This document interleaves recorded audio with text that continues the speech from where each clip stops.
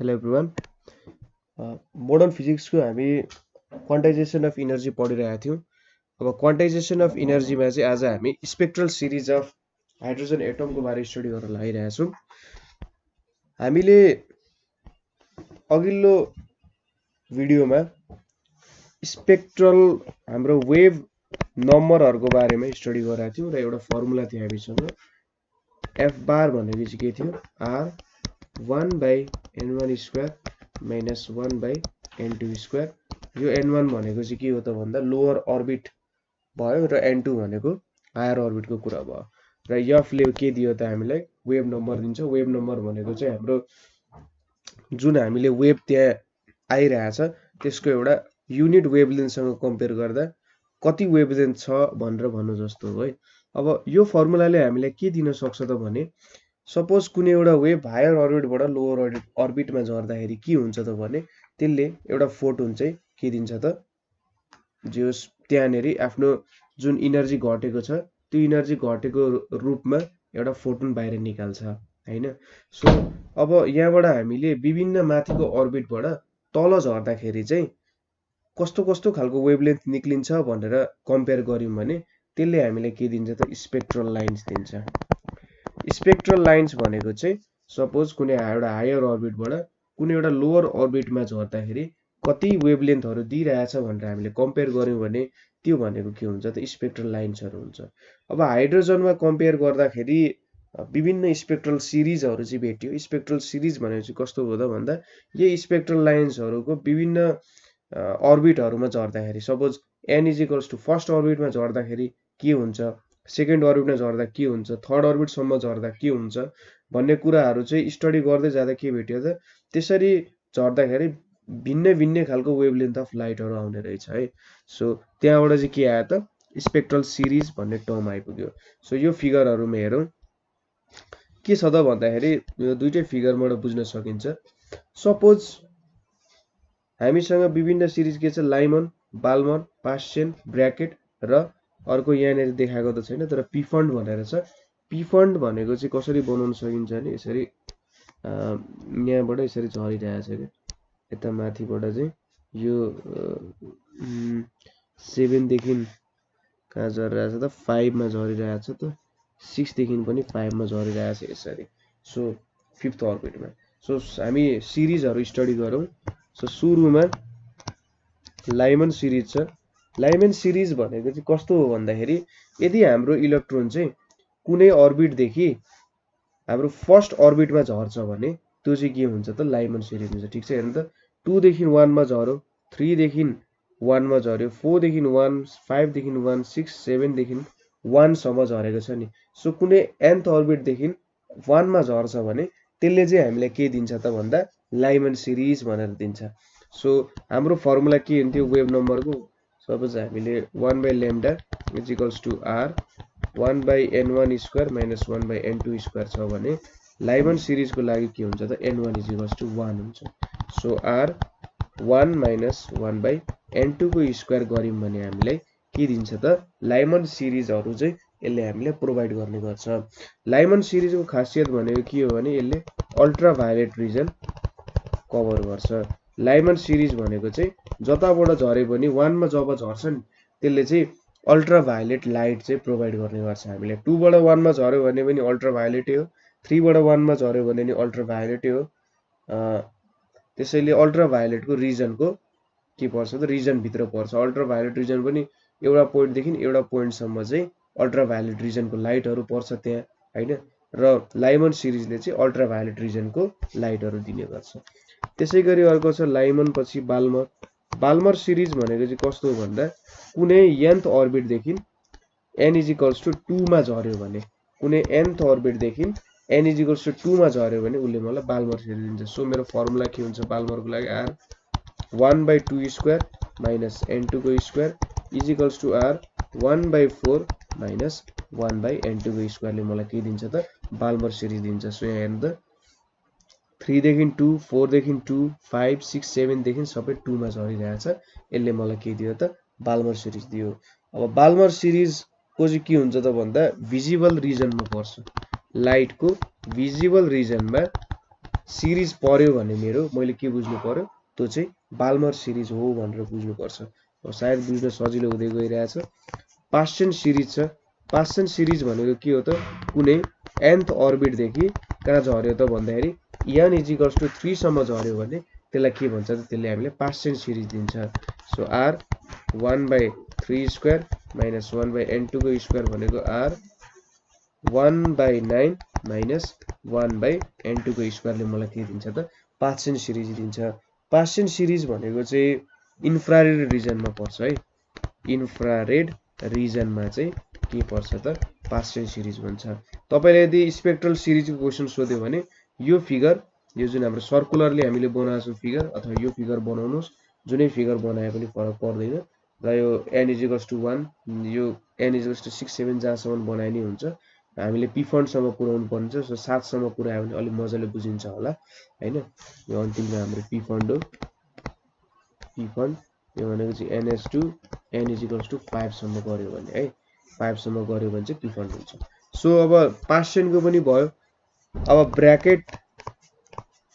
Bracket series भनेको चाहिँ कस्तो हुन्छ त भन्दा nth अर्बिट देखि कतिसम्म, n = 4 सम्म। सो कुनै पनि nth अर्बिट देखि n = 4 सम्म खस्यो भने त्यसले चाहिँ मलाई कस्तो टाइपको सिरिज दिन्छ त भन्दा ब्र्याकेट सिरिज दिने गर्छ। सो ब्र्याकेट सिरिजको यदि मैले फर्मुला लेख्नु पर्यो भने कसरी लेख्न सक्छु, ब्र्याकेट सिरिजको फर्मुला भनेको चाहिँ सपोज वेभ नम्बर भनेको r 1 - अब यहाँनेरि 4 को स्क्वायर हुन्छ, 4² - 1/n2² भनेको r 1/16 - 1/n2² ले मलाई के दिन्छ त, ब्र्याकेट सिरिज दिन्छ। अब ब्र्याकेट सिरिज भनेको चाहिँ कुन रिजनमा पर्छ, यो पनि इन्फ्रारेड रिजनमै पर्ने गर्छ। अब यो माथि र तलको रिजनमा अलिकति केही भिन्नताहरू हुन्छ। यसमा सायद धेरै वेभलेन्थको पर्ला, यसमा थोरै वेभलेन्थको पर्ला भन्ने कुरा हो। यसरी चाहिँ हामीले भेट्न सक्छौं है। अब अन्तिमको भनेको हाम्रो एउटा पी फन्ड भनेर छ। पी फन्ड सिरिज भनेको चाहिँ के भयो त भन्दा कुनै पनि nth अर्बिट देखि के हुनु पर्यो त, कुनै पनि nth अर्बिट देखि हाम्रो n = 5 मा खस्यो भने यसले चाहिँ के दिन्छ त हामीलाई, पी फन्ड सिरिज दिन्छ। सो पी फन्ड सिरिजको फर्मुला के हुन्छ, r 1/5 को स्क्वायर - 1/n2²। यो भनेको r 1/25 - 1/n2² ले चाहिँ मलाई के दिन्छ त, पी फन्ड सिरिज दिन्छ। र पी फन्ड सिरिज पनि कहाँ पर्छ त भन्दा इन्फ्रारेड रिजनमै पर्छ। ठीक छ, इन्फ्रारेड रिजनमा पर्छ। सो सम्झिनको लागि सजिलो भयो। एउटा कुरा के याद गर्नु पर्यो भने हामीले लाइमन सिरिज छ अब बाल्मर सिरिज जे भए पनि त्यो चाहिँ के हुनु पर्यो भने यहाँदेखि यसरी 1 मै खस्नु पर्यो के। 3 देखि 2 मा खस्यो भने त्यो लाइमन हुनु भएन, सिधै 3 देखि 1 मा खस्नु पर्यो। ठीक छ, 3 देखि 2 मा खसेर फेरि 1 मा खस्यो भने त्यस्तो कुरा हुँदैन। सिधै 2 देखि 1, 3 देखि 1 या फिगरमा दिएको छ नि हो त्यसरी नै सिधै एकचोटी 4 देखि 1 मा खस्नु पर्यो, त्यसपछि लाइमन हुन्छ। बाल्मरमा 3 देखि 2 मा आउनु पर्यो, 4 देखि 3 आएर 3 देखि 2 आयो भने त्यो बाल्मर हुँदैन, सिधै 4 देखि 2 खस्नु पर्यो, 5 देखि 2 खस्नु पर्यो, 6 देखि 2 मा खस्नु पर्यो। पास्चन हुनको लागि पनि सपोज 4 देखि 3 मा खस्नु पर्यो, 5 देखि 4 मा खसेर 3 मा खस्यो भने के हुन्छ त, त्यो त पास्चन हुँदैन। ठीक छ, सो सिधै 5 देखि 3 सम्म चाहिँ त्यो ड्रप डाउन हुनु पर्यो हैन। सो यसरी चाहिँ हामीले विभिन्न सिरिजहरुको कुरा गर्यौं। यति नै कुरा हो हामीले लेख्नु पर्ने। पहिलो कुरा के लेख्नु पर्यो त, कुनै nth अर्बिट देखि सपोज n1 फर्स्ट अर्बिटमा खस्यो भने त्यो चाहिँ लाइमन सिरिज हुन्छ, अल्ट्राभायोलेट रिजनमा पर्छ। बाल्मर भनेको कुनै nth अर्बिट देखि n = 2 मा खस्छ भने अथवा सेकेन्ड अर्बिटमा खस्छ भने त्यो बाल्मर सिरिज दिन्छ, भिजिबल रिजनमा पर्छ। र पास्चन, ब्र्याकेट र पी फन्ड पनि त्यही अनुसार चाहिँ हामीले एक्सप्लेन गर्दा हुन्छ। अब हामीले यहाँनेरि त n को कुरामा गर्यौं, ठीक छ, n = यतिदेखि यतिमा खस्यो भने सपोज अब यही कुरा हामीले चाहिँ इनर्जीले बुझाउनु पर्यो रे हैन। यदि हामीले त्यहाँनेरि इलेक्ट्रोनहरुको इनर्जी अनुसार चाहिँ हामीले बुझाउनु पर्यो भने कसरी बुझाउन सकिन्छ होला त भन्दा यसको लागि हामीले चाहिँ energy level diagram of hydrogen atom, energy level diagram अनुसार चाहिँ हामीले के गर्नुपर्ने हुन्छ त, यो कुराहरु बुझाउनु पर्ने हुन्छ। अघि हामीले स्पेक्ट्रल सिरिज बनायौं, अब हामी इनर्जी लेभल डायग्राम बनाउँछौँ। इनर्जी लेभल डायग्रामले चाहिँ हामीलाई के दिन्छ त भन्दाखेरि इनर्जीको अनुसार कसरी खस्दाखेरि चाहिँ त्यो सिरिजहरू आउँछ होला त भन्ने कुरा दिन्छ।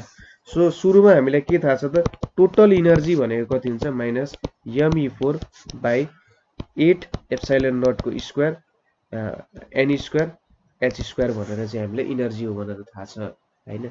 अब यहाँबाट हामीले इनर्जी क्यालकुलेट गर्नु पर्यो भने हामीले m को भ्यालु कति हो थाहा छ 9.11 into 10 to the power minus 31 electron को चार्ज भनेको 1.6 into 10 to the power minus 19 power 4 भयो 8 into अनि एप्सिलोन नट भनेको 8.854 into 10 to the power minus 12 whole square n square को भ्यालु हामीले पछि पुट गर्ने h को भ्यालु भनेको 6.625 into 10 to the power minus 34 को स्क्वायर हुन्छ।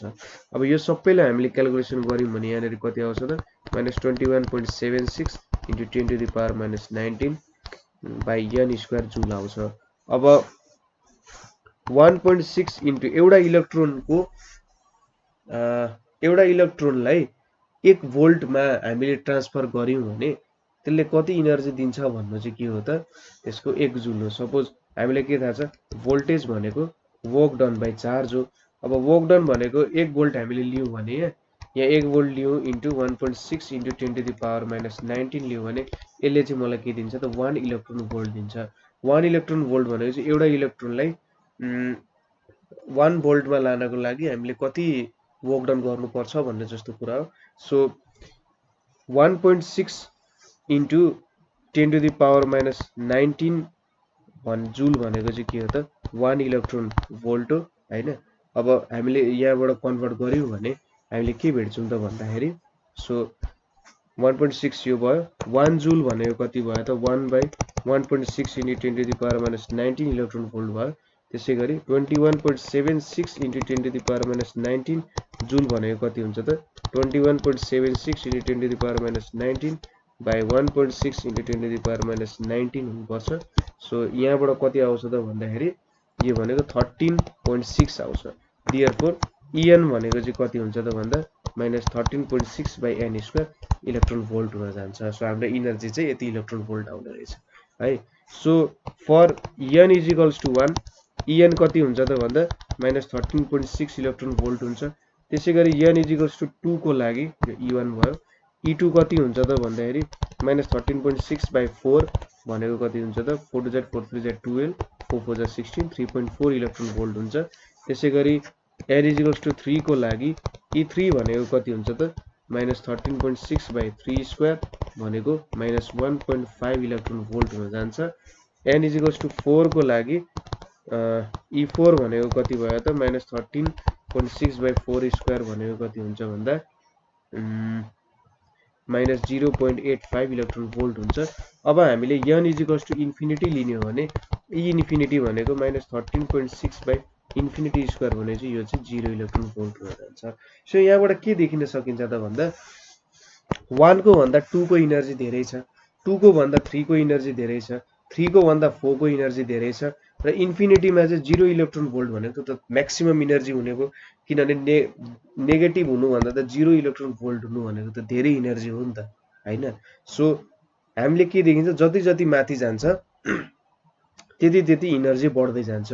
म्याक्सिमम इनर्जी भनेको n is equals to इन्फिनिटीमा 0 electron volt आउनुको मतलब के हो त भन्दाखेरि maximum energy n is equals to इन्फिनिटीमा हुन्छ र त्यो 0 इलेक्ट्रोन भोल्ट हुनु भनेको चाहिँ इलेक्ट्रोन चाहिँ हाम्रो एटमको इन्फ्लुएन्स भन्दा जुन हाम्रो न्यूक्लियसले तानिरहेको छ त्यसको इन्फ्लुएन्स भन्दा बाहिर गइसक्यो भनेर बुझ्नु जस्तो हो। ठीक छ। सो यसरी हामीले के गर्नु पर्यो सुरुमा यो इक्वेसन लेख्नु पर्यो, त्यसपछि यति इनर्जी आउँछ र यसलाई इलेक्ट्रोन भोल्टमा कन्भर्ट गरेर En को फर्मुला यो लेख्नु पर्यो E1 E2 E3 E4 भनेर निकाल्ने र E इन्फिनिटी भनेर निकाल्ने हैन। E इन्फिनिटीमा 0 भोल्ट हुन्छ।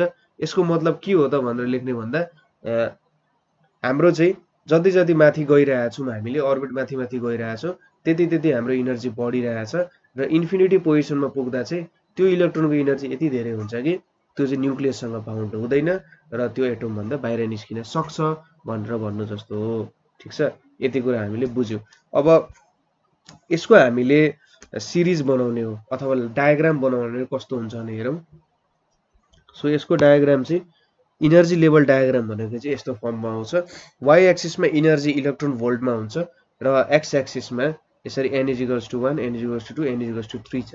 सो लाइमन सिरिज भनेको कति बेला आउने भयो त भन्दाखेरि सपोज हाम्रो E1 मा इनर्जी भनेको कति छ त -13.6 इलेक्ट्रोन भोल्ट, E2 मा कति छ त -3.4 इलेक्ट्रोन भोल्ट। सो E2 बाट E1 मा झर्दाखेरि भनेको -3.4 देखि अथवा यो पोजिसन भनेको -3.4 हो, -3.4 देखि -13.6 मा झर्दाखेरि हैन कति इनर्जी घट्यो त भन्दा -3.4 + 13.6 गरेन 13.6 / 3.4 भनेको कति आयो त 10.2 इलेक्ट्रोन भोल्ट।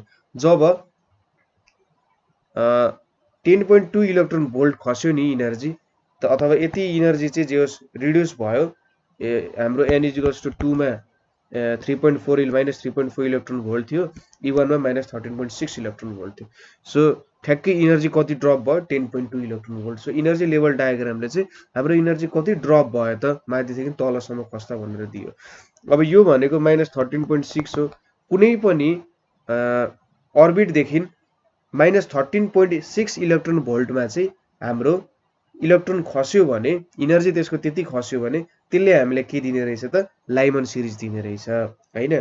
कुनै पनि अर्बिट देखि हाम्रो खस्दाखेरि कुनै अर्बिट देखि इलेक्ट्रोन तल झर्दाखेरि अथवा इनर्जी रिड्युस हुँदा यदि त्यसको इनर्जी चाहिँ -13.6 इलेक्ट्रोन भोल्ट भयो भने त्यसले हामीले लाइमन सिरिज दिन्छ। त्यसैगरी कुनै पनि अर्बिट देखि खस्दाखेरि उसको इनर्जी चाहिँ -3.4 इलेक्ट्रोन भोल्ट पुग्यो भने बाल्मर सिरिज दिन्छ। पास्चन सिरिज भनेको कस्तो भयो त भन्दा -1.5 इलेक्ट्रोन भोल्ट भयो, माथिबाट खस्दाखेरि इनर्जी जति थियो त्यसबाट रिड्युस भएर -1.5 इलेक्ट्रोन भोल्ट मात्रै बाँच्यो भने पास्चन सिरिज। ब्र्याकेट भनेको के भयो त -0.85 इलेक्ट्रोन भोल्ट सम्म खस्यो भने त्यो भनेको ब्र्याकेट भयो र पी पॉइन्ट तपाईले क्याल्कुलेट गर्न सकिहाल्नुहुन्छ। कति हुन्छ त -13/6/5² -13.6/25 भनेको कति आउँछ त भन्दा 25 0.136 भने चाहिँ 25 8 जा 100 25 9 जा हैन 25 4 जा 100 25 5 जा 125 हुन्छ। यो भनेको 90 भनेपछि 25 2 जा 50 भन्छ जो 0.52 इलेक्ट्रोन भोल्ट भयो। सो कुनै पनि लेभल देखि -0.52 इलेक्ट्रोन भोल्ट सम्म खस्यो भने चाहिँ यसले के दिन्छ त पी फन्ड सिरिज दिन्छ भनेर चाहिँ हामीले बुझ्न सकिन्छ। सो यहाँनेरि हामीले चाहिँ विभिन्न स्पेक्ट्रल सिरिजहरु कसरी आउँछ भन्ने कुराहरु हेर्यौं। त्यसरी इनर्जी लेभल डायग्रामहरु हेर्यौं। अब यो डायग्राम हामीले स्पेक्ट्रल सिरिज भन्यो भने यो डायग्राम बनाउनु पर्यो, इनर्जी लेभल डायग्राम बनाऊ भन्यो भने सुरुमा यहाँ देखि गरेर चाहिँ एउटा बनाउन सकिन्छ भने सिम्पल यो डायग्राम बनाइदिने। 4-5 वटा इनर्जी त क्याल्कुलेट गर्न सकिहालिन्छ, 5 सम्म क्याल्कुलेट गर्ने र ठ्याक ठ्याक ठ्याक यो भ्यालु राखेर चाहिँ हामीले लेख्न सक्छौं। सो यति कुरा बुझ्यौं हामीले। कतै तपाईलाई कन्फ्युजन भयो भने भन्नु होला, we are ready to solve हैन। So thank you for watching.